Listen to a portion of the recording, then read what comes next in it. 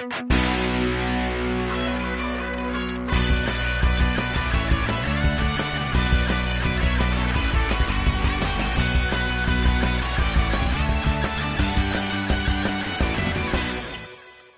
et bienvenue dans Pain sur la planche. Je m'appelle Charles et ce que je vous propose à travers ce podcast, c'est que l'on parte ensemble à la rencontre des acteurs qui façonnent le manga en France.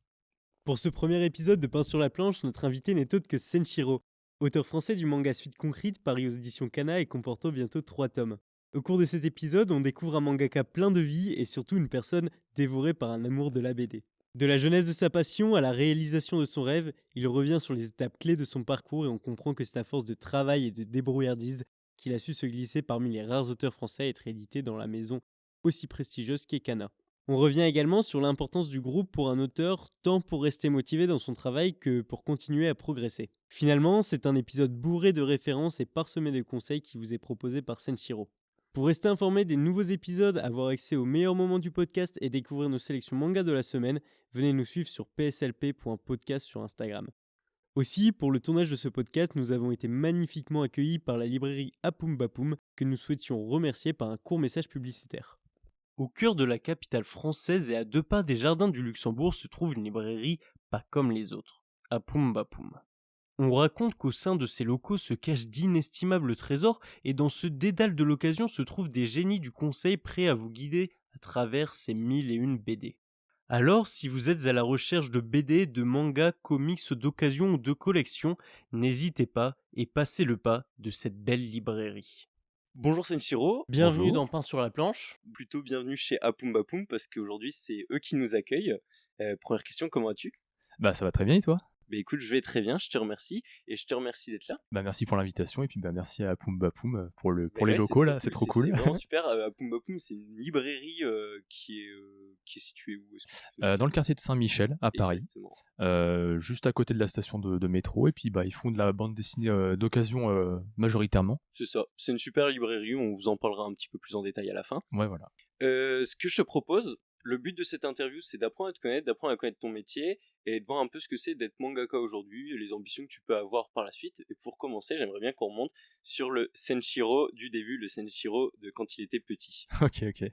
Tu me parles un peu de toi. Et bah c'est très original, j'ai commencé à dessiner quand j'étais tout petit. En gros c'était un peu tu sais, les activités que les parents ils font faire à leurs enfants quoi, donc j'ai commencé très petit et puis bah ça m'a jamais quitté, j'ai jamais arrêté et en gros allez on va dire jusqu'à le début du lycée, c'était vraiment un passe-temps que je faisais de temps en temps et puis je faisais quelques BD à droite à gauche mais rien de bien foufou.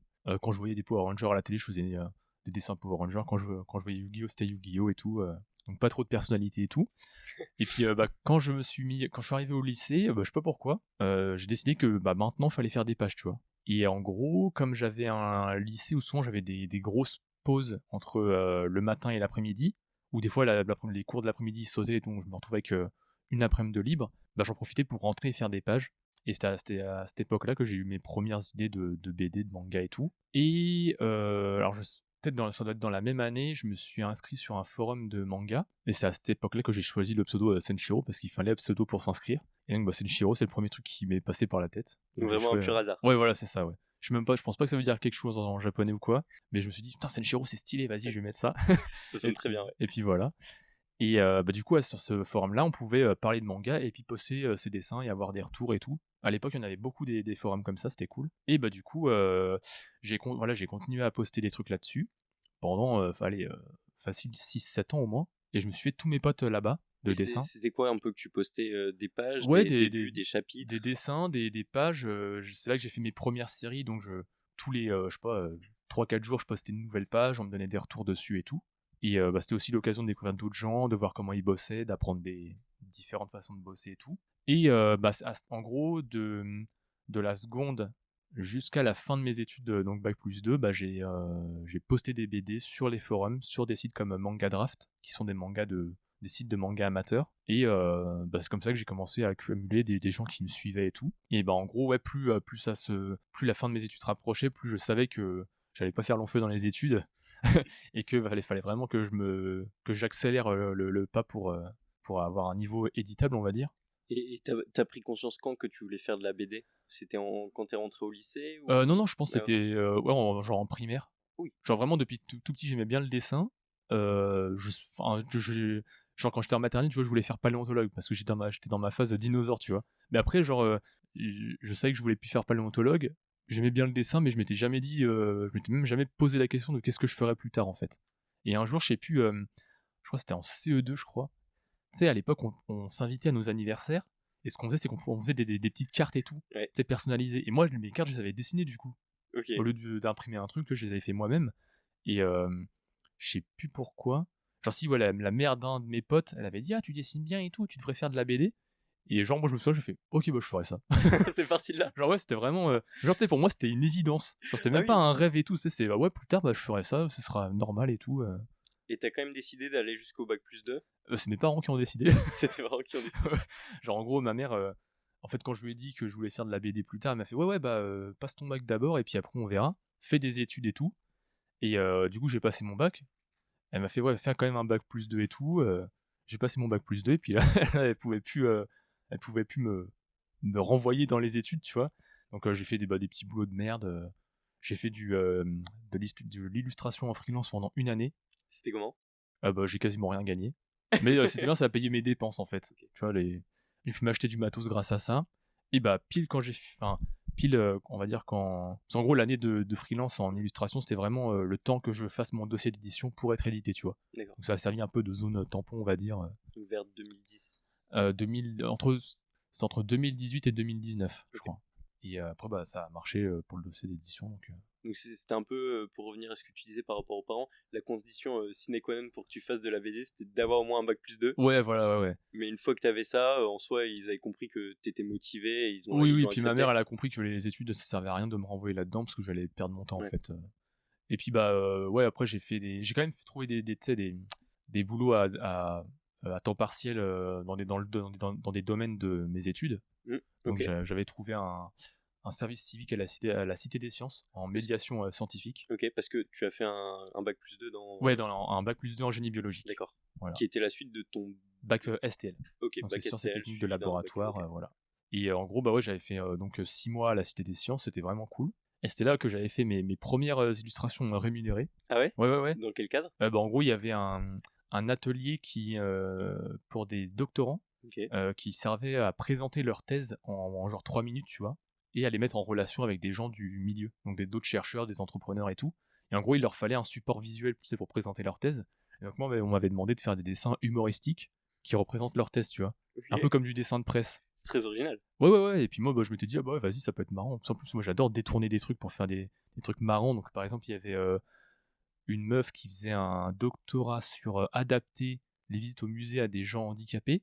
Donc, moi, j'avais dessiné genre une grand-mère aveugle qui tripote une statue de dieu grec, tu vois, qui fait: oh, c'est pas mal, ouais.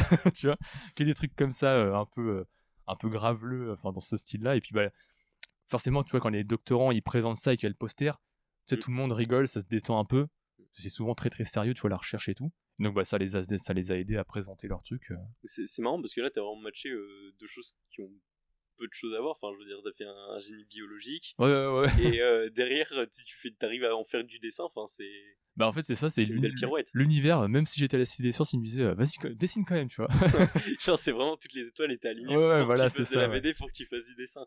Ok. Exactement. Donc, et si on était dans l'histoire de Senshiro, le périple Senshiro, t'as eu ton diplôme. Ouais. Tes parents sont ok pour que tu fasses de la BD. Ok.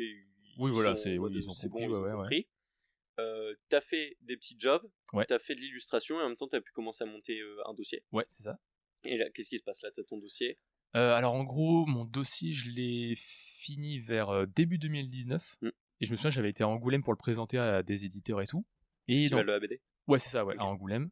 Et du coup, donc j'avais envoyé en janvier, et en mars, je crois que j'avais une réponse d'Ankama, mais il me manquait la réponse de Kana, que je leur avais envoyé par mail, mais j'avais pas pu les voir en vrai. Et là, je vois qu'il y a Timothée, mon éditeur de chez Kana, actuel, qui va à une soirée dans une librairie qui s'appelle Le Renard Doré à Paris. D'accord. Et en fait, moi, grâce à l'illustration, j'avais bossé avec le gérant Michael, qui est le gérant du Renard Doré. Okay. Donc je fais: oh bah très bien, il est là en vrai, je vais le choper, tu vois. Et donc je suis allé à la soirée. Mikael lui a présenté le taf que j'avais fait pour la librairie et tout. J'ai pu discuter avec lui, il m'a filé sa carte, je lui ai envoyé mon dossier directement à lui, et une semaine après, j'avais une réponse. Rapide. Ouais, voilà. Super détaillé et tout, positif, avec, tu sais, il me disait tous les petits points qu'il y avait amélioré et tout ça. Et du coup, bah, j'avais une réponse de Kana et de Ankama qui était positive. Ah, donc pour Suite Concrete, t'avais 2 Ouais, voilà, c'est ça, réponses ouais. positives. Et donc Timothée Kana qui est l'actuel, Ouais. et Ankama. Ouais. Et pourquoi est-ce que t'as choisi Kana plus que Bah, en fait, rien que par le premier mail, tu vois, Ankama il m'avait dit ouais, c'est top et tout, nous on peut te signer si t'es chaud. Et Timothée, son mail c'était ok, c'est super, mais il y a tel truc à telle page, telle bulle que tu pourrais mettre là, tu sais, vraiment un mail avec une liste très détaillée de ce que je pouvais améliorer dans le dossier. Et du coup, je me suis dit, ah ouais, lui c'est un tatillon et tout, c'est un peu relou mais dans le bon sens. Je me suis dit, ça peut être intéressant de bosser avec lui, parce que moi je me suis dit, ok, c'est ma première série, je sais qu'il y a des auteurs, tu vois, qui aiment bien qu'on les laisse tranquilles quand ils bossent, qu'on leur dise rien du tout, et eux ils font leur série et l'éditeur, bah, il édite, tu vois. Moi je voulais qu'il y ait une personne à qui me fasse vraiment des vrais retours, tu vois. Comme à l'époque sur le forum en fait. Où on faisait vraiment des retours honnêtes et tout. Donc Timothée, c'est ton forum IRL. Voilà, c'est ça, ouais, on fait du ping-pong, tu vois. Ouais, est-ce que tu as illustré à la fin du tome 2 Ouais, c'est ça, ouais. Voilà, c'est ça. C'est exactement ça. Très drôle. Et du coup, en fait, c'était le feeling. Tu vois, après, je l'ai vu en vrai. Et en vrai, tu sais, il m'a vraiment poussé dans mes retranchements sur le projet. Il poussait les questions, genre, jusqu'à des trucs que moi, j'avais pas imaginé, tu vois. Ok, par rapport à l'histoire. Ouais, des trucs ultra précis, genre, ah, mais si machin il fait ça, est-ce que ça déclenche ça et tout. Je fais, ah merde, putain, j'ai pas pensé à ça, moi. Et du coup, ouais, ça se voit, il voulait vraiment connaître l'univers, voir un peu toutes les zones d'ombre et tout ça. Et du coup, bah, ça m'a fait rebosser le projet pendant quelques mois. Et j'ai terminé pile à temps pour la Japan pour lui apporter. En quelle année du coup 2019 toujours, la Japan de 2019, la dernière. Et donc dossier assez complet, puisque tu dis dans une FAQ qu'il y avait beaucoup de pages. Ouais, j'en avais fait 25 ou 30 en tout. Je ne conseille pas d'en faire autant, ça sert à rien. Mais moi je voulais, je crois que j'avais un peu tous les types de scènes, tu vois, j'avais une scène de baston, une scène de dialogue qui était un peu longue. Il y avait une scène où on découvrait un grand décor. Parce que, en gros, les pages dans un dossier, ça sert à montrer toute l'étendue de ce que tu sais faire. Donc ça sert à montrer que tu sais faire des dialogues rythmés, que s'il y a de l'action, tu sais faire un découpage dynamique, que tu sais placer la perspective et tout ça. Gros, c'était un peu l'éventail, tu vois, de ce que je savais faire. T'étais en mode show-off. Voilà, c'est ça, ouais. Ok. Et bah ça a fonctionné du coup, donc c'est cool. Oui, t'étais signé, donc. Ouais, voilà, c'est ça, ouais. Et du coup, bah après, donc il y a eu la Japan où il m'a dit, en gros, là, le dossier, je pense que c'est bon. Pendant les vacances, il m'a dit, bah nous, écoute, si t'es chaud, on va bien te signer. Et puis moi, j'ai dit oui. Et après, bah, le temps qu'il y ait la paperasse, que les contrats arrivent, je crois que j'ai signé en octobre 2019. Octobre 2019 pour un premier tome qui sort en 2022. C'est ça, ouais. Qu'est-ce qui s'est passé entre ces 3 ans? Eh bien, il y a la période de ce qu'on appelle le frigo. Et en gros, c'est. Frigo. Ouais, c'est le jargon éditorial. C'est en gros, bah, quand tu signes une série, comme t'as pas un rythme de japonais, que t'as pas les assistants pour, en gros, plutôt que de faire un tome et de le sortir directement, on prévoit 2 voire 3 tomes à l'avance. Comme ça, bah, ça garantit un rythme de publication assez rapide, on va dire, pour pouvoir concourir avec les Japonais, sans que tu te crames tout seul, quoi, en fait. Donc moi, en gros, quand le tome 1 il est sorti en avril 2022, bah, je venais de finir mon tome 3. D'accord. Et pendant ces 3 ans, du coup, est-ce que t'es rémunéré par Kana? Oui, c'est ça, ouais, ouais. En gros, bah, dans un contrat d'auteur, un bon contrat, je précise, il y a ce qu'on appelle une avance sur droit. Donc en gros, bah, c'est de l'argent que tu as pour réaliser ton tome, que tu n'as pas à rembourser ou quoi. En gros, moi, mon contrat, c'était 13 000 € le tome. D'accord. Donc en gros, à chaque fois que je finissais un tome, bah, je touchais 13 000 €.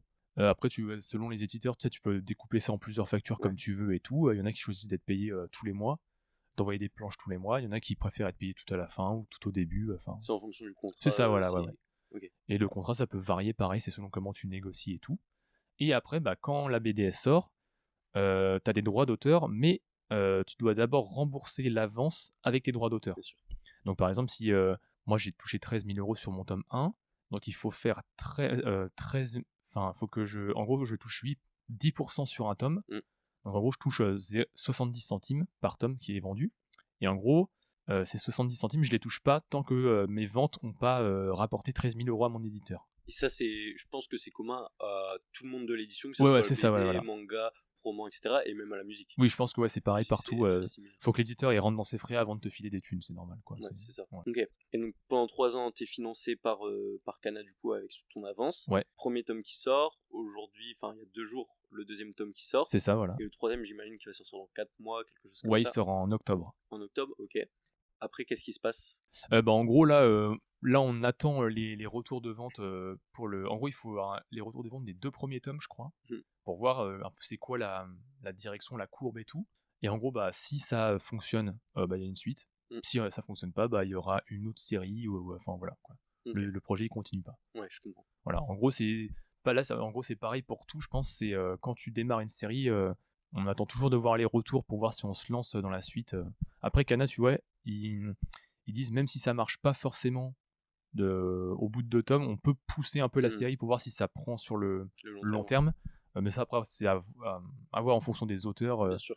Si t'as des gens qui sont vraiment attachés à leur série, et t'en as qui préfèrent rebondir sur autre chose carrément. Oui. Voilà. Ok, incroyable. Et par rapport à ce que tu me disais, etc., en post, avant qu'on commence cette interview, tu me disais que tu étais vachement en lien avec d'autres auteurs. Ouais. Que fonctionnait beaucoup ensemble, un peu une communauté qui s'était formée. C'est ça, ouais. Est-ce que maintenant on peut un peu bifurquer sur ce sujet du manga français? Ouais. Parce que c'est quelque chose qui était encore mal vu, peut-être, je sais pas si mal vu c'est le terme, mais qui n'était pas populaire il y a quelques années et qui maintenant commence à prendre son pied. C'est la preuve avec toi qui a pu signer chez Kana, qui était ok pour aller chez Ankama. Donc, je pense qu'on arrive, en gros on arrive pile à la bonne fenêtre pour se glisser en fait. Si vous voulez vraiment vous faire éditer, je pense que c'est maintenant. Parce qu'en gros, donc il y a eu tout le travail depuis que Renaud a commencé Dreamland en fait, donc en 2006, où il s'est pris des paquets de merde au début parce que les gens ils comprenaient pas, il y avait pas forcément peut-être tu vois, tout était pas forcément bien mis en place dans la com, dans le niveau même, tu vois, Renaud il le dit, les premiers tomes de Dreamland c'était pas forcément ça, niveau graphique, tu vois, même si l'histoire elle était déjà là. Et donc il a fallu, il y a eu des titres qui se sont bien cassés la gueule, tu vois, tout au long de ces années. Par exemple, là, tu vois, si je prends Dreamland et Radiant, c'est vraiment les 2 seuls titres qui sont sortis entre 2006 et 2015, on va dire, qui ont survécu, quoi, quasiment. Soit après, t'as eu des séries qui ont eu des petits succès mais qui se sont finis, soit tout le reste, ça a dégagé au bout de 3 tomes, quoi. Donc, et là, en gros, on est à un point clé, quoi. C'est en gros, si ça fonctionne avec les nouvelles séries qui sortent, ça va peut-être se débloquer et il va y avoir une nouvelle vague, on va dire. Et si ça fonctionne pas, là, par contre, ça va être chaud parce que là, avec l'explosion des mangas, si on voit que le manga français n'arrive quand même pas à trouver son public, c'est qu'il y a vraiment un truc, peut-être qu'il manque ou que le public n'en a pas envie, quoi, en fait. Ouais, c'est peut-être pas au bout du jour. C'est ça. Et du coup aussi, après, il y a le, on va dire, tu vois, le niveau des gens qui augmente de manière vraiment exponentielle. Ça, c'est un truc que j'ai vu avec les forums notamment. Le niveau, tu parles dans l'histoire, dans le dessin, dans la technique. Tout en fait, c'est un truc de ouf. En gros, moi, tu vois, quand je commençais, quand j'avais 15 ans, sur les forums, t'avais des gars de peut-être 22, 23 ans qui commençaient à faire des BD, on va dire, propres, tu vois. Parce que eux, ils avaient galéré, ils n'avaient pas toutes les ressources à l'époque, donc ils avaient dû apprendre par eux-mêmes. Et puis au bout d'avoir alors 22, 23 ans, ils commençaient à comprendre un peu ce que c'était la BD, comment ça fonctionnait et tout. Et donc ces gens-là, ils nous ont transmis un peu tout ce qu'ils savaient.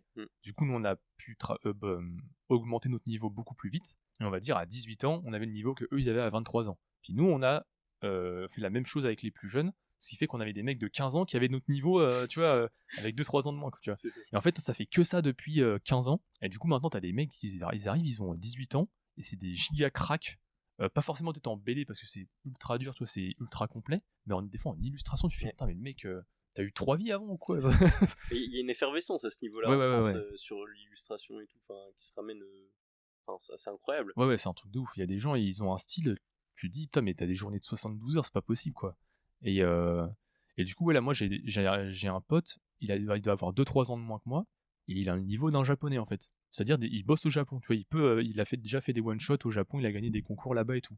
Alors, Geronimo Sejudo, il me semble qu'il a gagné. Ouais, Géro, pareil, tu vois, voilà, c'est ça. Il a gagné il a été deuxième au Tezuka International. Et tu te dis, putain, ça, il y a 10 ans, c'était impossible, en fait. C'est impossible, ouais. Parce que là, on a quoi comme manga français qui sont au Japon? Il y a Radiant. Il y a Radiant qui est traduit. Je crois que c'est presque tout. Ouais, parce que Dreamland, il y avait le problème des premiers tomes qui n'étaient pas forcément au niveau graphique, mais du coup avec le remaster ça va peut-être pouvoir se faire. Ce qui a été le problème pour l'Allemagne, il me semble. Oui aussi, c'est ça, pour être publié en Allemagne. Et du coup, peut-être des titres comme Reaper, Space Punch, ça pourrait se faire, vu qu'ils Space Punch, pardon, tu vois, il y a déjà peut-être 3 tomes cette année, donc ça peut se faire. Et puis ouais, ou même du coup, non seulement les gens, ils augmentent de manière exponentielle leur niveau, parce qu'il y a de plus en plus de ressources, et tout est un peu, on va dire, étalé sur Internet, et on peut tout retrouver facilement, mais t'as aussi le public qui a changé. Moi j'ai vu ça en dédicace, c'était assez ouf. En gros, avant, t'avais les gens qui lisaient du manga et les gens qui lisaient du manga français. C'est-à-dire que les gens qui lisaient du manga français, c'était des gens qui lisaient déjà énormément de mangas japonais de base. Et en gros, le manga français, c'était un petit truc épicé qu'ils prenaient de temps en temps, tu vois. Et du coup, c'était déjà des gros fans de manga, mais en gros, le public, c'était le même pour tout le monde. C'est-à-dire qu'il devait y avoir, je sais pas, 10 000 personnes grand max, et ces 10 000 personnes achetaient tous les mangas français. Ouais. Alors que depuis 2020 et l'explosion du manga, t'as plein de jeunes qui ont vraiment entre 15 et les 12 et 20 ans, on va dire, qui sont beaucoup plus jeunes, et eux, ils en ont rien à foutre que c'est japonais ou français. Ils voient un manga, ils achètent. C'est ça. C'est vraiment les mecs, limite, tu vois, en fait, ils bousculent complètement les codes, c'est-à-dire que, tu vois, quand je leur demande quel est leur manga préféré, ils me répondent pratiquement jamais One Piece, en fait. Parce qu'ils disent, ah bah non, il y a trop de tomes, en fait, j'ai pas envie. C'est réel. Ils préfèrent les séries courtes, alors qu'avant, on préférait les séries longues. Manga français, manga japonais, ils s'en fichent. Ils lisent de tout. Tu vois, alors qu'avant, vraiment, t'avais les mecs shonen bagarre, et puis t'avais les types spécialisés dans un truc et tout.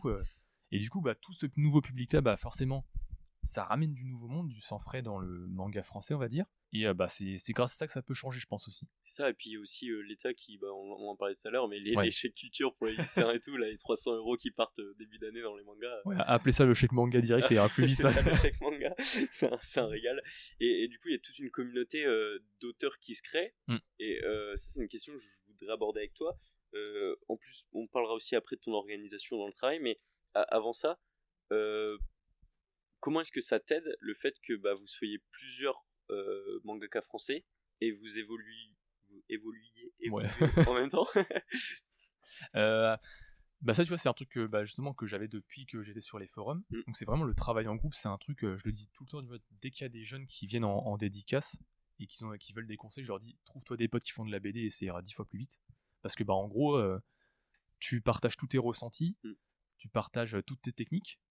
Moi je me souviens, on a passé des fois des jours, tu vois, il y avait une texture dans un manga, et on se mettait genre à 3 sur Clip Studio Paint, le logiciel de BD, tu vois, pour essayer de la reproduire et tout, on se donnait des astuces et tout ça.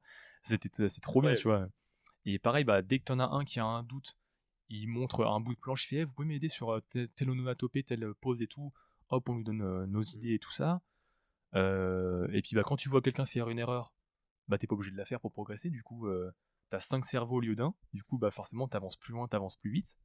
Et il y a une espèce d'émulsion en fait, c'est que même si t'as un genre, admettons, t'as un coup de mou, tu vas voir ce que les potes y font, et puis ça te met un coup de fouet, tu fais. Ça casse la solitude. C'est ça, voilà. La légendaire solitude de l'auteur. Voilà, ouais, carrément. Et puis il y a un peu le côté atelier, comme en vrai, qu'il y a plein d'auteurs qui font ça, et du coup, limite, j'ai envie de dire, des fois, tu sais, on est à 4 sur une planche de quelqu'un, tu vois. Il y a des fois, c'était vraiment la cellule de crise, tu vois. Il y avait un gars qui galérait avec un découpage, on se mettait à 5 pour l'aider et tout. Et puis au final, des fois, il nous écoutait pas et puis il faisait exactement ce qu'il avait prévu au début. Mais... Puis même, on vous voit aussi souvent en dédicace où vous êtes 3-4 au même endroit, où vous enchaînez les dédicaces. C'est aussi, je pense, c'est un petit regroupement qui fait plaisir de se voir en physique. C'est ça, ouais. Clairement, nous, c'est quand on a compris qu'on était tous signés, c'était vraiment le but final, tu vois, c'est la dédicace. Là, on l'a pas encore fait, mais à la Japan, ça va être possible. C'est se retrouver en mode Avengers. le Avengers du manga français. Voilà, ouais, parce que comme on se connaissait tous quand on n'était pas édité, le but c'était de tous se retrouver de l'autre côté, tu vois, un peu comme le manga shonen de base, tu vois, de foot et tout, tu vois. C'est genre tout le monde a passé l'examen de Chunin du manga. Voilà, c'est ça, ouais, on est tous des ninja pro maintenant. C'est parti. Et ouais. Et il y a qui dans le groupe un petit peu alors moi je suis surtout proche de Jiro et Ziad, parce qu'on a un peu le même âge, et donc Ziad, je crois, ça fait au moins 5-6 ans que je le connais, et Jiro un peu moins.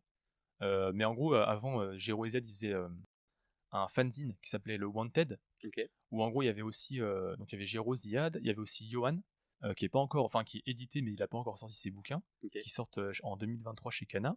Donc il y avait Johan, et puis il y avait Jim, c'est un pote qui fait de la BD franco-belge, et en gros il y avait ces 5 là, et d'autres gens aussi, mais moi j'étais surtout pote avec ces 5 là, et en gros ouais, à force de se parler, tu vois, on a fait des groupes, on se voyait de temps en temps, on se montrait nos bandes dessinées et tout. Ouais. Et puis après, tu sais, à force de croiser Renaud en convention et tout, tu vois, Giro, il est super proche de Renaud, donc forcément, ça s'est agglutiné. Pareil, tu vois, Jigito qui a déjà fait des BD avec le chef Otaku et qui fait des BD en indé, et du coup, tu vois, il sera à la Japan et tout.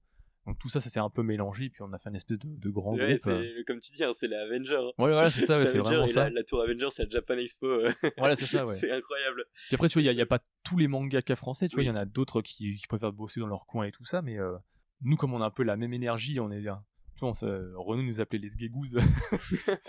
C'est vraiment, tu sais, les petits kékés qui arrivent et qui veulent tout casser, tu vois. C'est ça, c'est lui, c'est un peu l'ancêtre. Voilà, c'est ça, ouais, qui chapote et tout. Je vois. Et puis, ouais. C'est le Iron Man de la bande, un peu. Ouais. Et puis en plus, il y a une bonne dynamique parce que Giro et Renaud, ils s'arrêtent pas de se bouffer le nez, tu sais, c'est trop... Moi, j'adore regarder ça, c'est trop drôle. Et puis, ouais, tout le monde a un peu son petit rôle et tout. C'est assez marrant, quoi. Bah ça, je pense que c'est le genre de condition pour que ça se passe bien pour vous en tant qu'auteur aussi. Ouais. Au-delà du professionnel, dans le fait de comment vous vous sentez et tout, parce que, comme je disais avant, il y a souvent ce mythe de l'auteur un peu solitaire. Ouais, carrément, ouais. Ça aide beaucoup et c'est trop cool. Et par rapport à ça, j'aimerais bien qu'on rebondisse sur la question de ton organisation en tant qu'auteur. Ouais. Dans une FAQ, t'expliquais que tu travaillais quand même pas mal, avec des horaires bureau, comme tu disais, mais des horaires bureau qui font quand même 9h à 19h. Ouais. Comment est-ce que ça se passe? C'est quoi une journée type pour Senshiro? Alors en fait, ça dépend de ce que je fais. En gros, quand je suis en mode pré-prod, c'est-à-dire que je fais soit des recherches graphiques, soit je fais du scénario, soit même du storyboard, les journées sont un peu plus différentes parce que par exemple, le storyboard, tu vois, je peux pas faire 10 heures dessus. Sinon, mon cerveau, c'est de la bouillie. Du coup, par exemple, si je fais du storyboard, je vais peut-être bosser jusqu'à ce que je sois bloqué. Et en général, je me laisse toujours, tu vois, une scène d'avance que je garde dans ma tête pour le lendemain, par exemple. Okay. Comme ça, je recommence jamais de zéro. Et c'est plus facile de se remettre dans le bain et de travailler et tout. Ouais, c'est ça, parce que le premier pas, c'est toujours le plus dur. Mais si c'est ça, voilà, ouais. Une fois que t'es chauffé, ça part tout seul. Pareil pour le scénario, tu vois, en général, quand je fais du scénario, je fais un peu de scénario le matin, et puis peut-être l'après-midi, je fais des illustrations, des recherches graphiques et tout. Et donc là, en général, je travaille un peu moins, parce que c'est plus dur d'être concentré, je trouve. Mais quand je fais des pages, ouais, c'est 9h, 13h, je mange, je repars jusqu'à 19h, et puis j'enchaîne tous les jours de la semaine, sauf le dimanche, où je fais rien. Et tu travailles de chez toi, c'est ça? C'est ça, voilà, ouais, à mon bureau. Donc, mais t'as quand même un petit... Enfin, t'as un beau... Je veux dire, t'es bien équipé. Oui, ça va, ouais. 9h, 19h, si t'es sur une chaise en bois... Non, ça va, ouais, j'ai une chaise de bureau, elle commence un peu à partir en lambeaux, mais elle est pas mal. Ok. Et toi, t'es team tradi, du coup? Ouais, c'est ça, ouais. Donc, tout à la main? Les vrais. À l'encre. Je crois que c'est même une plume G, une plume Sagi. Ouais, putain, t'as tout noté, tout. Ouais, petite recherche, on a fait les petites recherches. Ouais, alors ça a un peu évolué, c'est-à-dire qu'avant j'avais la plume G et la plume Sagi pour les décors. Maintenant les décors je les fais au liner. Je trouve que ça permet d'être, ça fait des traits plus fins et c'est moins, on est moins crispé un peu quand on bosse. Mais j'ai gardé la plume G et tout. Et aussi ce que je faisais avant, c'était que je faisais les traits de vitesse à la plume. Et ça, après le premier tome, j'ai arrêté parce que ça me saoulait. Du coup, je l'ai fait à l'ordi maintenant. Il y a plein de trucs que j'ai muté à l'ordi parce que ça va un peu plus vite, c'est un peu plus propre. Du coup, ça me facilite un peu la vie. Et puis, t'as muté quoi par exemple? Et tu utilises quoi comme logiciel Alors, pour le logiciel, c'est Clip Studio Paint. Donc, c'est comme Photoshop, mais pour la bande dessinée. Et c'est vraiment le meilleur logiciel possible sur le marché. Ça coûte pas cher en plus. Et du coup, à l'ordi, donc j'ajoute les traits de vitesse. Je fais tout ce qui est aplat de noir pour éviter d'avoir un budget feutre qui claque le porte-monnaie, tu vois. Je fais aussi mes cases. En gros, tu vois, sur la page en papier, je fais mes cases au stylo bic à l'arrache, tu vois. Et après, je fais mes cases il y a un outil spécial pour faire des cases. Comme ça, elles sont bien droites, bien propres, les traits nets et tout. Et ça, c'est vraiment cool. Et après, je fais aussi les trames et les textes. Voilà. Et après, tu scannes le tout et tu finis sur le logiciel. Ouais, c'est ça. Ouais. Classique. Voilà. Et qu'est-ce que tu penses du fait de passer... Parce que je sais que t'expliques souvent que toi, le tradi, c'est pour la sensation. Ouais. Mais en termes... aujourd'hui, comme tu l'expliquais, t'as le fait que t'as déjà écrit 3 tomes, donc t'as de l'avance, t'es pas dans le rush, entre guillemets. Ouais. Mais est-ce que si un jour tu commences à devoir enchaîner tout, peut-être une bifurcation envisagée ou sur le digital? En fait, le seul avantage que je vois au digital, c'est que, admettons, si tu fais ton storyboard, souvent quand tu es au storyboard, tu obtiens le trait parfait, parce que tu es vraiment dans l'action, dans l'histoire et tout, et donc tes poses, elles ont tendance à être vraiment top, tu vois. Il y a l'énergie et tout, on le ressent, et c'est vrai que quand tu dois recommencer ta pose au crayonné sans pouvoir t'appuyer sur le storyboard, c'est un peu plus dur. Du coup, je m'étais demandé si je devais pas changer de technique et faire comme Surya, tu vois, qui fait Tali, fille de la lune. Lui, ce qu'il fait, c'est qu'il fait son storyboard et son crayonné en digi. Comme ça, il peut vraiment repasser sur les poses qu'il a fait au storyboard. Il imprime ça sur des grandes feuilles et après, il encre en tradi. Ok. Je m'étais demandé ça et faudrait que je vois si c'est possible. Ouais, ce sera un essai. Voilà, ça serait à tester, si c'est pas trop long ou quoi. De toute façon, là, t'es un peu dans une période aussi où tu testes pas mal de choses. C'est ça, voilà, ouais. Où t'essaies un peu. Et du coup, après, tu vois, le truc aussi, c'est que moi, j'ai pas besoin forcément d'un crayonné très détaillé pour ancrer par-dessus. Du coup, je me dis, est-ce que si je passe full digi, est-ce que je peux pas faire du storyboard assez poussé et directement ancrer par-dessus? Et là, je gagnerais rien, un temps fou.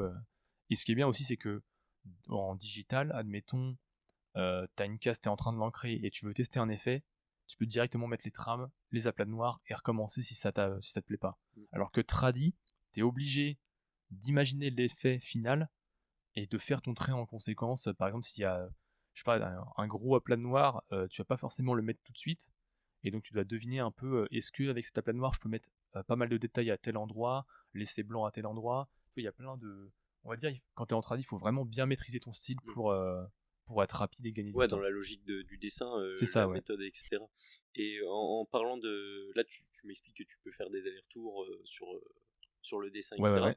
En parlant de ça, ça ramène ce que tu disais avec le ping-pong. C'est quoi ta relation avec Timothée par rapport à ça? Comment est-ce que vous fonctionnez sur les retours Alors, là où il y a le plus d'échanges, c'est sur on va dire, soit le scénario, soit le storyboard. En gros, moi, quand j'envoie mes storyboards, alors avant, je lui envoyais, est-ce que je lui envoyais tout le tome? Non, je crois que je lui envoie chapitre par chapitre. Comme ça, il me fait ses retours et tout. Et en gros, une fois que le tome il est validé en storyboard, là, il n'y a plus trop d'échanges en fait. C'est vraiment sur le storyboard qu'il y a le plus pour être vraiment sûr que tout est bien calé, que tu vois, il n'y a pas des bulles placées à des endroits chelous. Est-ce que l'œil du lecteur il est bien guidé et tout. Et après, en gros, une fois qu'il a validé le storyboard, il ne revoit pas le tome avant que je l'ai fini. Ouais, donc il te fait confiance sur les dessins, sur tout le reste. Je me souviens, pour le premier tome, il m'avait demandé de lui montrer quelques crayonnés et quelques ancrages aussi. Et quand il a vu que ça allait, ça correspondait bien au storyboard. Ouais, ça a une grosse confiance en toi, ça, il n'y a pas de souci. Donc en fait, vous avez, je pense, une très bonne relation de auteur-éditeur. Ouais, franchement, c'est cool. C'est très sain. Ouais, c'est en gros, lui, tu vois, franchement, j'aime bien ses retours parce qu'ils sont honnêtes, tu vois, ils sont toujours bien trouvés, ils pensent à des trucs que je pense pas et tout. Et par exemple, tu vois, sur mon tome 3, quand j'avais fait c'était le storyboard, tu vois, il y avait une première moitié du tome où j'avais tout dézingué, genre je l'avais fait en les deux dans le nez, tout trop bien. Et après, au milieu du tome et la fin, j'étais pas du tout sûr, tu vois, il y avait un chapitre, j'avais refait au moins 3 fois et tout, et ça me saoulait. Et je m'étais dit, je l'avais envoyé à Timothée, je fais ouais, par contre, la fin, je suis pas sûr et tout, vraiment, dis-moi s'il y a des trucs qui vont pas et tout.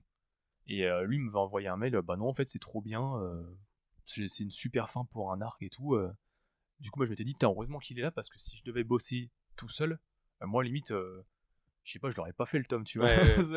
C'était aussi simple que ça. Il est aussi là pour te rassurer, du coup. Ouais, voilà, pour t'enlever un peu la tête du guidon. C'est un peu le regard extérieur et tout.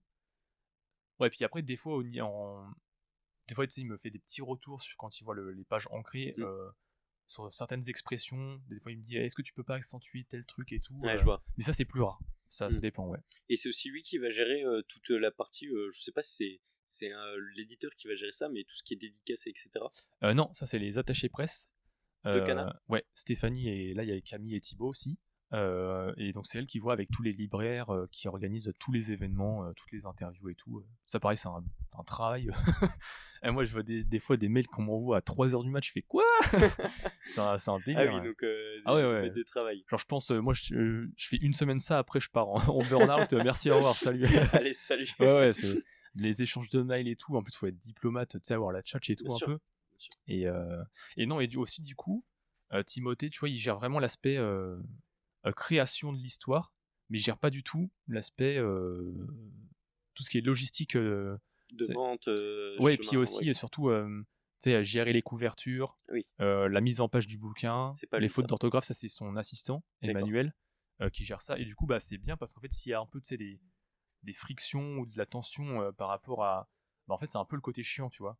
Par exemple, c'était les retours de fautes Ouais. d'orthographe, faire 50 000 modifs, le fait de est-ce que tu peux modifier légèrement la couverture à tel endroit et tout. Ça, tu vois, si c'était Timothée qui le faisait, ça ternirait peut-être un peu la relation. Ouais. Alors que là, avec Timothée, en gros, il n'y a que du bénéfique. Et pour tout le reste, c'est une autre personne, comme ça, c'est un peu séparé et tout. Et donc ça, tu vois, Kana, ils ont été un peu smart de faire ça, Bien sûr. de séparer un peu ces deux aspects. Du coup, on n'est pas sur une équipe japonaise, mais t'as quand même ta petite équipe derrière. Oui. Et puis, il y a d'autres gens. Il y a 2 personnes au marketing, 2 personnes à la communication web. Puis ouais, ils sont 3 attachés presse. Enfin. Ouais, donc il y a du monde derrière qui Oui, supporte le ouais. manga et tout, donc Et puis ça, ce c'est top. qui est cool, c'est qu'on les a tous rencontrés, comme ça, tu vois, on sait à qui on a affaire, on a les mails de tout le Voilà. monde. Ouais. Ça, c'est vraiment Kana qui a mis ça en place et c'était très très bien. Ok, bah top. Mm. Et par rapport à ça, par rapport à ce que Kana a pu t'apporter, est-ce que toi, t'as senti une différence entre le avant Sweet Concrete, la sortie donc qui était en avril, Ouais. et le après, une fois que c'est sorti, quand t'as commencé à faire des dédicaces et tout, Tu veux dire la différence par rapport à quoi dans ta vie, genre au quotidien, dans ma vie pas spécialement. Non, pas vraiment. Enfin, j'ai vu que j'avais plus de gens qui me suivaient sur les réseaux, mais ouais, on m'envoie plus de messages, tu vois. Ouais. Forcément, parce que pendant limite 3 ans, tu disparais, tu vois. Parce que C'est ça. non, après, c'est cool. Si ma vie, elle a changé parce que, genre, bah là, je rencontre beaucoup de personnes, je voyage. Ça, c'est vraiment trop bien. Les dédicaces pour ça. Si, ouais, j'ai compris peut-être pas mal de trucs, pas forcément sur comment on fait des BD, mais tout ce qu'il y a autour. Mm. Parce que moi, je Sur t'avoue, en fait, l'univers, ouais, voilà, sur l'univers de l'édition, des salons, même comment bien être préparé pour un salon, tu sais, tous les trucs auxquels tu penses pas quand t'as pas l'expérience et tout. Et ouais, moi, c'était des trucs, genre, je m'y intéressais pas du tout au début, parce que pour moi, faire de la BD, bah, c'était faire des pages et c'est tout, quoi. Ouais, donc le reste c'est du bonus. Ouais, voilà, ouais. Toi, tu kiffes bien aller rencontrer les gens et tout, ça Ouais. te fait aussi une petite variante dans le métier. C'est ça, ouais. Parce que ça te permet aussi de sortir, d'avoir des retours directs sur ton œuvre, sur ton manga. Ouais, bah clairement, tu vois, le truc du changement de public, je l'aurais pas remarqué si j'avais pas fait de dédicace. Ah ouais? De ça, tu le remarques pas sur Internet, je trouve. Tu remarques juste que les gens, ils s'intéressent plus à comment on fait un bouquin, et peut-être ils s'intéressent plus à plus de mangas différents. Mm. Mais vraiment, l'arrivée de tous les petits jeunes dans le manga, là, ça, faut vraiment être en vrai, t'as du mal à y croire, tu vois. Ah ouais, à ce moment-là? Ouais, c'est un truc de ouf. Et puis ça doit te faire, enfin je sais pas comment tu le vis, mais j'imagine qu'avant tu faisais des fanarts de BD que t'aimes bien, et maintenant il y a des gens qui font des fanarts Ouais. de ton manga. Ouais, ça c'est marrant. Moi, ce qui me tue, c'est les gens qui me vouvoient en dédicace. Genre, on dirait, soit on dirait j'ai 50 ans, soit on dirait je suis une superstar et tout. Et tu sais, genre limite, t'en as, ils sont en sueur, genre ça va, je vous dérange pas si je fais une dédicace, tu vois. Ouais, parce que enfin, pour expliquer, je pense que t'es assez facile d'accès. Oui, Parce que bah, moi je t'ai envoyé un message sur Instagram et c'est parti de là, hein, comme ça on s'est rencontrés. Et je trouve c'est bien que tu sois ouvert comme ça parce que. Bah ça, je pense que c'est un peu tout le monde de base dans le manga qui est un peu comme ça, parce que bah aussi peut-être parce qu'on a vu Renaud, tu vois. Renaud, c'est le mec, même en 2006, il arrivait en Marcel Short Tongue en dédicace et il terminait à des heures pas possibles, tu vois. Donc on a vu ça, on s'est dit ah bah en fait ouais, le manga c'est comme ça, donc on va faire comme ça, quoi. Ouais. Pour le coup, si peut-être ça avait été une autre personne, peut-être moins avenante et tout, peut-être ça aurait été différent, je sais pas. Donc il a lancé vraiment un bon mood, quelque chose de très positif, une voilà, spirale c'est ça, très positive. Ok, incroyable. Et puis aussi, bah nous, on est content, tu vois. On a passé 3 ans enfermés dans notre chambre, on voit enfin des gens, tu sais. Ça. Donc forcément, bah, on est content de. Les gens, tu sais, ils étaient place et tout, donc c'est normal de faire des jolies dédicaces, de passer du temps à parler avec eux et tout. Ouais, et puis t'étais en dédicace déjà hier. Ouais. J'étais à Brie-sur-Marne. Brie-sur-Marne, d'accord. Donc dans la Marne, c'est quoi? C'est le 51, ça? Non, là, c'est limite. Enfin, c'est le 94, mais je crois que c'est limite avec le 77. Ok, ça marche. Et ouais, enfin, tu vois, moi par exemple, il y a un gars qui s'appelle Cédric. C'est à chaque fois que je fais une dédicace, c'est le premier, tu vois. Comment genre ça, en gros, il vient sur tous les. Bah en gros, tu vois, quand je bossais au Renard Doré, j'avais fait une illustration sur tous les titres de Urasawa. Et en gros, il y avait une soirée où je l'avais dédicacé, tu vois. Et lui, c'était le tout premier gars à qui je faisais une dédicace de ma vie. Et du coup, il m'avait fait, tu sais, il était au courant que je faisais Sweet Concrete, qui n'était pas encore sorti à l'époque. Et il m'avait fait, bah vas-y, fais-moi le perso principal. Et moi, tu sais, c'est ma première dédicace de ma vie, je lui ai fait un truc mais éclaté, je fais oh putain, le pauvre et tout. Tu sais, en plus, j'avais sur la dédicace, j'avais marqué première dédicace ever, bah putain, ça se voit, tu vois. Le truc, il était claqué au Un sol. peu trop honnête. Ah ouais. Et puis, bah, du coup, je fais bah désolé, mec, c'est un peu moche, mais vas-y, quand le tome 1 il sortira, je t'en ferai une bonne, tu vois. Et du coup, bah, première dédicace que je fais, c'était au Renard Doré, du coup. Premier client que j'ai, c'est lui. Et Incroyable. je fais ah bah vas-y, cette fois-ci, je vais te mettre bien, tu vois. Et là, bah, pareil, hier, c'était la première dédicace officielle du tome 2. Parce que j'avais déjà fait des dédicaces la semaine d'avant dans un salon du livre où on avait reçu les tomes 2 en avance. Mais là, ça va dire c'est la première officielle, bah, il était là. Il était arrivé genre 2 heures en avance et tout, pour être sûr d'être le premier, tu vois. Non, il est très, très. Bah, c'est trop bien, ça. C'est Ouais, vraiment ouais, ouais. les mecs qui vont te suivre de A à Z, quoi. Ouais, Enfin, c'est ça, voilà, ouais. ça, Et puis je c'est pense, une bonne confiance. tome 3, il sera encore là. Ouais, c'est sûr, c'est sûr. Le mec, il est postiché, il a sa tente. Et par rapport à ce que tu dis, la semaine dernière, t'étais à un salon du livre. Ouais, ouais, J'ai ouais. vu que t'as fait un petit diaporama, une petite présentation. Ouais, ouais. Qu'est-ce que c'était? Un petit PowerPoint en mode corporate. Ouais, j'ai vu. Non, bon, en gros, donc c'était à Osgore. Il y a un Ok. salon du livre là-bas, et en gros, là, c'était la première année qu'ils avaient un truc manga, en fait. Parce que bah, le gérant, il a vu que ça explosait, donc il s'est dit, bah, c'est con de se fermer à se faire un nouveau public. Et en gros, bah, le festival, c'est pas la Japan Expo, tu vois, c'est que des vieux qui viennent voir des auteurs de romans, des biographes et tout ça. Et bah, du coup, il y avait 2 auteurs de BD, il y avait Morvan, qui est un auteur de BD assez connu, et après, il y avait moi en manga, j'étais tout seul. Et du coup, bah, pour fêter ça, entre guillemets, tu vois, il m'a demandé de faire une conférence sur le manga français et tout, qu'est-ce que c'était. Et donc, bah, c'est pour ça que j'ai fait un PowerPoint comme un petit élève C'est trop bien. de fac. Le PowerPoint la semaine dernière, Ouais, aujourd'hui c'est le ça. podcast, la semaine prochaine le TEDx peut-être. Ouais, peut-être, voilà, c'est ça. Incroyable. Et bah, ouais, du coup, en fait, après, même, tu vois, s'il y avait que on va dire, des grands-mères, des grands-pères et peut-être 2-3 jeunes, tu vois, ils étaient quand même intéressés, donc c'était cool. Ouais, et puis ça te permet de rencontrer un nouveau public et de Ouais, voir ouais, c'est ça, ouais. comment ils appréhendent la chose et tout. Ouais, ah, et puis clairement, ouais, les grands-mères et les mamans, c'est le bon filon en dédicace. Ah ouais? Bah ouais, parce qu'ils viennent pour leurs enfants. Donc, tu sais, elles connaissent pas, elles savent pas si c'est japonais, français, elles s'en foutent. Elles veulent faire un cadeau aux gamins. Du coup, elles prennent les 2 tomes. Parfois, t'as les grands-mères, elles en prennent 5 parce qu'il y a 5 petits gamins. Donc, ouais, pour les auteurs qui veulent débuter, les grands-mères, Les grands-mères, c'est un bon possible. filon, ouais. Il y a un truc qu'on retient pour les Ouais, c'est premiers conseils de Senshiro si vous commencez, visez les grands-mères. c'est ça, voilà. Ouais. Ok, super. J'ai une autre question à aborder, je pense que c'est complètement dans ce que tu disais sur l'ère d'un manga qui se développe, etc. C'est Manga.io. Oui, c'est ça, ouais. T'es aussi publié sur Manga.io. Mm. Je pense de mon côté que c'est une opportunité pour le manga parce que ça le rend super accessible. Comment ça s'est passé cette histoire? Bah alors, moi, quand j'avais, tu vois, en septembre 2021, je crois, Kana, ils avaient organisé une réunion pour un peu tous les auteurs, pour leur expliquer qu'est-ce qui allait se passer pendant la com, pendant la promo et tout ça. Et moi, je m'étais dit, ok, moi j'arrive, j'aimerais bien mettre le premier chapitre de mon manga sur un site genre Scantrad, tu vois. Mm. Et je m'étais dit, putain, ça se trouve, ils vont pas vouloir et tout, ça va être chaud de négocier. Et en fait, je suis arrivé, ils m'ont fait, ah bah nous, on a prévu de faire une appli, on va mettre ton chapitre toutes les semaines dessus. Du coup, je fais, ah d'accord. Bah voilà. Ouais, trop bien, du coup. Et en gros, bah, c'est un partenariat Kana et Manga.io. En gros, il y a toute leur création et tout leur catalogue, genre Naruto, Hunter x Hunter et tout, qui est dispo là-dessus.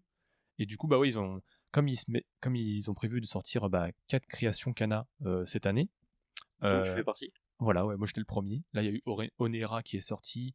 En septembre, il y a Talento 7 et en octobre, il y a Vanupié. C'est que du manga français? Ouais, que du manga français. Et en gros, ils se sont dit, pourquoi pas mettre ça en avant gratos, tu vois, sur Manga.io, ça fera de la promo et tout, ça permettra de mettre en avant. Et du coup, il y a eu ça pour le tome 1, c'est-à-dire qu'il y a eu un chapitre toutes les semaines jusqu'à la sortie du tome 1. Et j'avoue, je sais pas trop si ça a marché ou pas.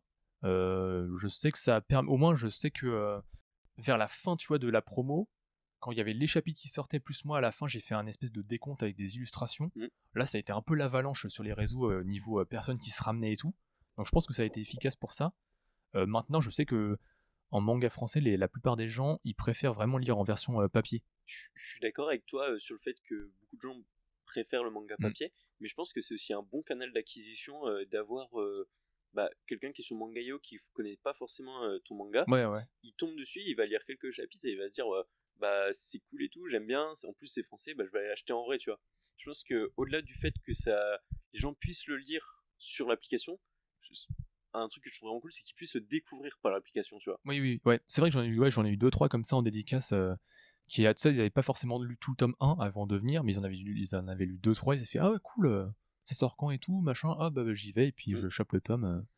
Et après, donc tu vois, par exemple, sur le tome 1, ça a peut-être marché, mais après, en termes de gens qui restent vraiment pour la prépub en ligne sur les tomes 2 et peut-être sur le tome 3, là, c'est beaucoup moins de gens en fait. Je pense que c'est vraiment le côté de découverte qui est intéressant, mais après, sur la durée, les gens, une fois qu'ils ont le tome 1 en papier, bah, ils vont attendre le 2 en papier en fait. Oui. Voilà. Donc, Ouais, je vois ce que tu je veux pense que c'est plus un truc de vitrine pour le début, et mais que ça reste vraiment dans la durée. Je pense pas que ça se fera de sitôt en fait. Parce que l'habitude est de quand même Voilà, d'avoir le c'est ça, manga ouais. en main qui est plus agréable. Ouais. Et puis les gens, ils aiment bien, tu vois, autant en manga japonais, ils veulent leur tome tout de suite enchaîné, autant j'ai l'impression en manga français, limite, plus il y a de temps entre deux tomes, plus il y a une hype, et les gens, tu sais, ça les replaît encore plus, tu vois. Est-ce que tu fais référence à Dreamland qui sort tous les 1 an et quelques... Ouais, mais tu vois, même Radiant, tu vois, Oui. à un moment, il y avait Tony, il sortait des tomes il en avait sorti 3 en une année, je crois. Et à un moment, il y a eu une pause, et il a pas sorti de tome avant 1 an. Et genre, quand le tome il est sorti, genre, c'était la fête du slip, tu vois, c'était les gens, ils étaient comme des oufs. Et donc, limite, moi, j'ai l'impression, ils préfèrent crée une hype. attendre un peu, ouais, c'est ça, ouais. Plutôt que d'avoir des tomes vraiment très vite, peut-être au début, pour s'en rappeler, pour se mettre dans le bain, les pousser à acheter, tu vois. Ce qui est la stratégie que... Voilà, du coup, ouais, c'est ça, ouais. Pour le coup, Mangayo et la sortie assez rapide au début, c'est vraiment pour donner un coup d'élan à la série. C'est ça. Et après, on aura un rythme. Et après, tu crées la hype. Voilà, c'est ça, ouais. Très cool. J'ai encore quelques questions. Est-ce que tu penses, ça c'est une autre question, qu'il faut être un bon dessinateur pour être un bon mangaka? On vraiment passe du coq à l'âne là. Transition. En vrai, t'es pas obligé d'avoir un style ultra chiadé, genre à la Berserk ou Murata ou quoi, mais ton dessin, il doit quand même pouvoir transmettre des émotions au niveau des persos et tout. On doit pouvoir quand même comprendre du premier coup ce qu'on voit, donc il doit être lisible. Et on doit quand même avoir un sens des proportions, je pense, parce que même, tu vois, un auteur comme... par exemple, souvent, tu vois, les gens, ils comparent Oda et Boichi. Tu vois, Boichi, c'est le mec qui fait des dessins ultra anatomiques parfaits. Oui, c'est celui de Dr. Stone. Ouais, et Sunken Rock, tu vois. Ouais. Et t'as plein de gens qui se tripotent là-dessus, tu vois, en disant « Ouais, c'est le meilleur dessinateur de tous les temps et tout ». Et souvent, ils comparent à Oda, ils disent « Oda, il dessine mal ». Mais sauf qu'en fait, les gars, vous avez rien compris au dessin. Ouais, parce qu'en fait, Oda, même quand il dessine très simplement, t'arrives à voir les volumes. Genre, tout est bien placé. Et ça, c'est encore plus dur à faire que Sunken Rock, moi, je trouve. Et même, tu vois, un mec comme Fujimoto, si tu regardes Chainsaw Man, des fois, tu vois vraiment que le trait, il est un peu à l'arrache et tout. Mais si tu regardes Fire Punch, où c'est un peu plus poussé, t'as des effets, des rendus de trucs, de muscles et tout ça, enfin, vraiment, faut maîtriser le dessin pour pouvoir faire ça, tu vois. Donc, c'est pas parce que ton dessin, il est mal ancré que la base en dessous, elle est nulle, on va dire. Tu veux dire, en fait, tant que t'as la bonne base, c'est ça, ouais. C'est suffisant à faire un bon manga. Voilà, c'est ça, ouais. Après, il faut l'histoire derrière, je veux voilà, dire. Mais... faut que ce soit compréhensible, lisible, et ça fait pratiquement tout. Ça a du sens. Et par exemple, tu vois, même après, tu vois, par exemple, si c'est une question d'équilibre. Par exemple, des mecs comme One qui faisait One Punch Man ou Mob Psycho, lui, bah, ça a marché son manga parce que c'est un génie de la narration et de l'histoire. Et son dessin, il est claqué au sol, tu vois. Pareil, Ranking of King, bah, ça a marché parce que l'histoire, elle est incroyable. Alors que le mec, il a appris le dessin à côté de son taf, à l'arrache. Et donc, bah, en gros, c'est ça. Si ton dessin, il est un peu faible, faut que ce soit compensé par la narration ou le scénario. Par exemple, tu vois, en France, on a l'exemple de Last Man, où le style de Vives... c'est très comics. Ouais. Et c'est très lâché, c'est très vague, en fait, comme style, un peu. Et même moi, au début, je me souviens, quand j'avais lu ça en ligne, je fais « Putain, mais c'est quoi cette merde? C'est éclaté !» Je lis 3 chapitres, après, j'étais addict au truc, j'ai fini les 6 tomes en 2-2, tu vois. Et ouais, du coup, bah pareil, tu vois, souvent, les auteurs qui ont un style ultra chiadé ou ultra... comment on pourrait dire, personnel, bah, ils peuvent se permettre d'avoir des histoires peut-être un peu moins poussées, un peu moins rythmées et complexe, tout, parce qu'en fait on est là pour les dessins, c'est le but, et voilà quoi. Je suis désolé, j'ai pas le nom de l'auteur, mais il y a un manga qui s'appelle Avalanche. Ah oui, c'est Shinichi Sakamoto. Ouais. Pareil, les dessins sont... Ouais, c'est ça, ouais. Et puis l'histoire est pas mal non plus. Oui. Mais clairement, ouais, tu vois, par exemple... quand il a fait comment ça s'appelle le truc avec les exécuteurs là, merde, Innocent. Ok. C'est en gros, tu sais, il fait l'histoire sur les bourreaux à l'époque tu sais, de Louis XVI et tout ça. Ok. Et en gros, l'histoire, moi, tu sais, le truc de Versailles, ça m'intéresse pas, mais le dessin, Incroyable. ouais, c'est incroyable, tu vois. Il était vraiment là pour le dessin, en fait. Enfin, en tout cas, moi, perso. Et par exemple, je sais qu'il y a des mangas que je lis que pour le dessin, pratiquement. Oui, tu peux trouver ton compte dans la narration, C'est ça, voilà, comme ouais, dans ouais, le dessin, ouais. ou bien les deux. Enfin, ça. Ouais, carrément, ouais, Ok, ouais. je vois. Ça a du sens. Et après, tu vois, il y a le dessin, c'est quand même la vitrine, on va dire, de ton manga, donc tu vas quand même un peu t'impliquer. Parce que c'est ce que les gens vont regarder en premier. Et puis, même, enfin, le dessin, ouais, c'est ce que tu dis. Le dessin, c'est ce qui va être regardé en premier. Et quand tu veux t'exporter, je veux dire, si tu veux aller dans d'autres pays et tout, comme on le disait précédemment, ça peut être un frein. Ouais, c'est Le ça, fait ouais, que ton dessin il soit pas propre parce que Mm. d'ailleurs peut-être que ton histoire elle marche dans un pays parce qu'il y a les références, parce que etc. ouais, c'est ça, ouais. Mais quand tu vas t'exporter, ils vont juger le dessin aussi. Ouais, clairement, ouais. Je pense, ouais, il y a en dehors des références culturelles, tu vois, ça peut jouer aussi pas mal, ouais. On arrive bientôt à la fin. J'ai quand même te poser encore une petite question. C'est quoi toi ton goal en tant que mangaka, ton petit One Piece de mangaka? Où est-ce que tu veux aller? Enfin, qu'est-ce que peut-être une ambition que tu as, un animé, c'est derrière un manga ou... Ah ouais, non, en fait, dans la vie, j'ai zéro ambition. C'est triste, limite. En gros, moi, le seul rêve que j'avais quand j'étais petit, c'est ouais, plus tard, je ferai de la BD. Du coup, c'est fait. T'es au paroxysme de ce que tu souhaitais. C'est ça, là, je suis comme un con, je sais pas quoi faire. Enfin, c'est Carpe Diem. ouais, c'est ça, ouais. En gros, moi, là, je profite, du coup. Et je me dis, si je peux faire ça le plus longtemps possible, c'est trop bien. Après, pareil, tu vois, quand j'étais petit, j'aime bien la musique aussi. Mais du coup, j'en ai déjà fait. Du coup, moi, je pensais le faire après. Alors, du coup, je l'ai fait alors qu'au final, dans la vie, je l'ai fait avant. J'ai travaillé... j'ai fait des prods pour des rappeurs et tout quand j'étais plus jeune. C'est vrai? Ouais. Incroyable. J'ai fait des pochettes de dessins et tout, enfin d'albums, ouais. Mais si tu vois, un jour, si c'est un truc que j'ai l'occasion de refaire, ce serait cool. Mais du coup, c'est pas de la BD ou du dessin. Mais pourquoi pas faire la bande son de ton animé limite, sur l'adaptation de ton manga, c'est cool, c'est incroyable. Après, moi, tu vois, animé, si ça arrive, c'est bien, mais si ça arrive pas, pas important. C'est pas quelque chose qui te fait... Ouais, non. C'est limite, j'aime bien les animés, tu vois, mais ça a jamais été, j'y ai jamais pensé en fait. C'est pas un truc, un objectif. Si, un truc que j'aimerais bien faire, enfin que j'aimerais bien arriver à faire, c'est arriver à m'imposer en tant qu'auteur pour pouvoir faire absolument ce que je veux. Ouais, avoir assez de... Je sais pas si renommer c'est le bon nom, mais... Ouais, à la limite, ouais. Ouais, pour être force de proposition, etc. C'est ça, voilà. Dire, écoutez les gars, j'ai prouvé que je savais le faire, maintenant faites-moi confiance. Ouais, clairement. Genre, tu vois, ma Fujimoto, il a mis des claques à tout le monde avec Fire Punch et Chainsaw Man, et maintenant il peut faire des one-shots qui ont rien à voir avec tout ça, et tout le monde va lire en fait. Et ça, je trouve, c'est la position parfaite. T'es libéré toutes les chaînes. Voilà. Bon, par contre, il faut un sacré niveau, et ça, à mon avis, ça arrivera pas de sitôt, mais tu vois, moi, c'est vraiment un truc. Après, de toute façon, en fait, si je peux pas le faire en étant édité, je le ferai dans mon coin. En auto-édition ou... Même pas, genre, tu sais, je ferai les one-shots, je les posterai en ligne gratos. De toute façon, c'est aussi quelque chose dans l'air du temps de... les réseaux et tout, ça ouais, c'est ça, qui est cool. En fait, ouais, c'est ça. Limite, tu sais, j'ai pas d'inspiration, enfin, pas de but, parce que même si, en gros, admettons, on me le refuse dans le monde de l'édition, c'est pas grave, j'irai le faire dans mon coin, et puis, démerdez-vous. Ouais. Tu vois, en fait, j'ai pas de barrière, enfin, quand je veux un truc, je l'obtiens. Okay. Je me mets pas de barrière ou quoi. Si je dois aller bosser au McDo et faire des BD à côté, je le ferai. Ouais, en fait, tant que t'arrives à faire ta BD à côté, toi, c'est ce qui compte pour toi. Ouais. Et si tu dois faire des petits sacrifices à côté, c'est pas grave parce que t'es heureux. Oui, voilà, en fait, tant que je fais des BD et que je m'amuse à dessiner, ma vie, tu sais, elle peut être n'importe comment, je m'en fous, quoi. Incroyable. Parce qu'en fait, je le faisais déjà quand j'étais à l'école, tu vois. Le fait d'avoir, pendant presque 7-8 ans, avoir fait les cours et en rentrant le soir les planches, en vrai, ça me dérange pas de le refaire, quoi. Oui, ce que tu disais dans une FAQ, il y avait une question, est-ce que c'est pas dur de faire des planches toute la journée, etc. Et t'expliques, ça fait déjà 10 ans que je le fais. Ouais, c'est ça, voilà, ouais. Moi, c'est limite le dimanche quand je bosse pas, faut que je trouve des trucs pour m'occuper et pas m'ennuyer, et ça, c'est plus dur, tu vois. Et c'est là qu'arrive une question que j'ai notée que j'allais oublier. Ah ouais. Qu'est-ce que tu fais, justement, quand tu veux décrocher un peu, parce que tu expliques qu'après, quand t'es pas sur tes heures de travail, t'aimes bien décompresser, faire autre chose, c'est quoi? Du coup, tu vois, il y a la musique.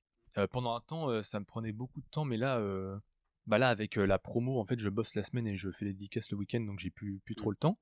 Mais j'aime bien ouais, tu sais, jouer des trucs sur ma guitare. Des fois, quand je suis vraiment motivé, j'arrive à faire tu sais, un son en une journée sur l'ordi et tout. Bah, il y a ça du coup.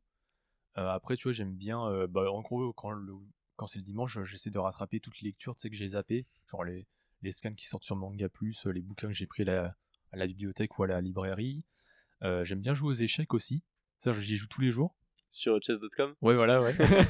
Tu joues aussi? Pas tellement, mais j'avais un coloc qui était très très très fort. T'es un petit classement annoncé? Là, je suis 1000. Là, je suis intermédiaire, quoi. C'est intermédiaire. Ouais. Et ouais, ça, j'y joue tous les soirs. Genre, tu vois, je me fais ma petite partie et tout après manger, comme ça, pour décompresser. Et ouais, j'aime bien parce que du coup, les échecs, ça. Enfin, je sais pas comment expliquer. T'es obligé d'être rationnel, de te poser des questions à chaque tour, de prévoir plusieurs coups à l'avance. Et du coup, bah, moi, ça influe aussi. Stimulant. Ouais, et puis ça influe ta façon de bosser, je trouve. Par exemple, maintenant, genre, tu vois, quand j'avais commencé Sweet Concrete, j'avais galéré de ouf pendant limite 3 ans pour monter l'univers, l'intrigue et tout ça. Alors que là, dernièrement, tu vois, j'ai fait j'ai imaginé des one-shots et tout, des histoires courtes. Et genre, en une journée, c'était plaqué, tu vois. Parce que bah, j'ai prévu tout à l'avance. Genre, en gros, je me suis dit, ok, là, je vais faire une histoire dans tel type d'univers, avec tel type de perso. Déjà, est-ce que ça vaut le coup, par exemple, selon ce qu'il y a à dessiner, est-ce que ça vaut le coup que je m'investisse dans ce one-shot? Parce que ça se trouve, il y a des trucs que je vais devoir apprendre de zéro, ça va être long, ça va être chiant et tout. Je vais avoir besoin de telle référence pour le décor, telle référence pour tel perso. Tu vois, il y a plein de trucs de vision de l'avenir qui viennent t'aider, où là, j'avais pas ça forcément avant. Donc ça, j'aime bien, c'est cool. Est-ce que ça annonce des foreshadowing de ouf? Peut-être. Incroyable. Et ouais, après, il y a les échecs. Après, bah, il y a plein de vidéos sur YouTube que j'aime bien mater. Il y a des trucs sur la musique, souvent. Il y a une émission que j'aime bien, c'est Man Ben. Okay. C'est Urasawa, l'auteur de manga genre 20th Century Boys et tout, qui va voir d'autres mangaka et il les filme pendant quelques jours, bosser sur leurs trucs et tout. Ça, j'adore regarder, c'est trop bien. Donc tu conseilles fort? Ah ouais, pour tous ceux qui aiment même la BD en général et tout, faut vraiment regarder, c'est trop cool. Et puis après, ouais, non, c'est à peu près tout ce que. Enfin, ouais, écouter de la musique sur Spotify, les vidéos YouTube, enfin, glander un peu, quoi. Ouais. Oh, classique, tu te détends, ouais, c'est bien. Puis après, quand il fait beau, bah, des fois, je vais faire des tours en vélo. Tu fais du vélo un peu? Ouais, j'aime bien. Mais en général, ce qui est con, c'est que des fois, j'en fais pas genre pendant 4 mois, et puis je fais une session où je fais 25 km, après je reviens, je suis cassé. Incroyable. Ouais. Et puis bah, sinon, des fois, comme je suis sur Paris, des fois, je fais des tours sur Paris. Ouais. Je vais au musée, des fois, si j'ai le temps. Parce que toi, t'as grandi sur Argenteuil. Ouais, voilà, ouais. Et du coup, là, sur Paris, il y a pas mal de trucs à faire. Donc, ouais, ça va, c'est une petite ville, s'en va. Ouais, et puis des fois, bah, je vois les potes, quoi. Okay. Et c'est marrant ce que tu dis, parce que finalement, t'as un profil... au-delà du fait que tu sois mangaka, t'es ultra artistique, parce qu'il y a la musique, il y a tout ça. Ouais. Et dans ta famille, t'avais ça déjà? Ou t'as une influence dans ta famille un peu artistique? Bah, il y a mon père qui dessinait quand il était petit, et un de mes oncles aussi qui, mais tu sais, il dessinait comme ça pour passer le temps. Et j'ai aussi une tante qui dessinait bien, mais c'est tout. Ouais, t'es pas issu de je sais non, pas, non, chanteur ou... Non, il y a personne comme ça. J'ai juste, tu vois, j'ai juste 2 oncles qui ont fait qui ont été auto-entrepreneurs, qui ont monté leur affaire et ça a bien marché, tu vois. Ok. Et c'est tout. Ce qui est pas mal. Ouais, c'est cool, ouais. Bah, du coup, c'était un bon argument, tu vois, quand mes parents, je leur ai dit que je voulais faire de la BD, tu vois, et les 2 oncles les étaient là, ouais, c'était bien, faut qu'il entreprenne et tout, tu vois. Ça aide, hein. Ouais, carrément. Et ouais, en fait, moi, ce que j'aime bien, souvent quand je m'intéresse à un truc, faut que je le fasse, tu vois. Genre, admettons, tu me demandes de regarder un match de foot, je rompiche, je m'en fous en fait. Alors que faire une partie de foot, là, tu vois, ça me va. En fait, moi, c'est faire l'action, c'est... tu vois, quand... Trop théoriser, c'est... Ouais. Et en fait, par exemple, tu vois... alors attends, c'était quoi le dernier truc que j'avais fait? En fait, j'aime bien bricoler mes propres trucs, faire tout moi-même, tu vois. Ah, donc petit loisir d'à côté aussi. Ouais, voilà, genre tu vois, à un moment, je voulais une table à descente, c'est un plan incliné, là. Et en gros, bah, j'avais la flemme d'acheter une vraie table inclinée. Du coup, j'avais acheté un tableau Velleda, et je l'avais posé sur mon ordi, et ça me faisait une table à dessin de schlag, tu vois. Mais tous les trucs do it yourself un peu comme ça, j'adore. Et toi, j'aime bien personnaliser des fringues avec des petits badges, des petits pins. J'aime bien trouver des fringues vraiment particuliers pour les faire matcher avec mes autres fringues et tout ça. Ah ouais, donc t'es toujours dans cette petite recherche du détail. Ouais, quelque voilà, chose, ouais. C'est bien, très débrouillard. Oui, voilà, en fait, j'aime bien tout faire moi-même, quoi. Comme ça, au moins, j'ai pas de mauvaises surprises et donc tout. si un jour on te propose un assistant, Ouais, c'est un peu le problème, ouais. je pense que ça le fera pas. Bah, en fait, là, c'est que tu vois, j'ai beau avoir fait 3 tomes, ma façon de travailler, elle change encore, en fait. Du coup, je sais pas, avant d'avoir une page finie sous les yeux, je sais pas exactement où je veux aller. Tu sais, je sais pas trop quel résultat va y avoir au final. Du coup, si je prends un assistant, je pense que, en fait, le pauvre, il passerait son temps à refaire des trucs tout le temps. Et du coup, bah, je me dis, tant que j'ai pas trouvé un truc qui me plaît vraiment de A à Z et que ça se maintient dans le temps, je me dis, ça sert peut-être un peu à rien d'en prendre un. Puis, je sais pas, je me trompe peut-être, hein, mais on n'est pas encore assez avancé dans le manga en France pour que les mangaka français aient un assistant. Et bah, ça commence, tu vois, il y a Renaud. Au début, il avait Roro et Son cousin, Salim, ouais. qui étaient plus des potes. Et là, maintenant, il a Géo et PE, qui sont eux vraiment des assistants qu'il est en train de former et tout, et qui l'aident sur depuis 1 ou 2 tomes, je crois. Ok. Et donc, ils sont payés et tout par Pika. Là, pareil, il y a Ziad qui fait Space Punch. C'est pas ses assistants à lui. C'est donc en gros, il y a Cynthia qui fait Cynthia Lehman, je crois. Peut-être je me trompe. Oui. Désolé. Qui est déjà mangaka sur Wakfu, qui lui a prêté main forte pour des histoires de persos, de foule et tout. Et il y a Alexandre Desmacias qui l'a aidé à faire des décors 3D. D'accord. Ouais, mais c'est des coups de main qui... Oui, ouais, c'est plus des coups de main. C'est comme pas toi, ses tu assistants peux le à lui. faire avec d'autres mangaka que tu expliquais précédemment. Ouais. Après, nous, c'est plus des conseils entre ouais. potes, mais là, tu vois, ils les ont aidés, ils ont été rémunérés. Mais c'est pas ses assistants à lui, tu vois. C'est des gens, ils peuvent aller bosser avec n'importe qui.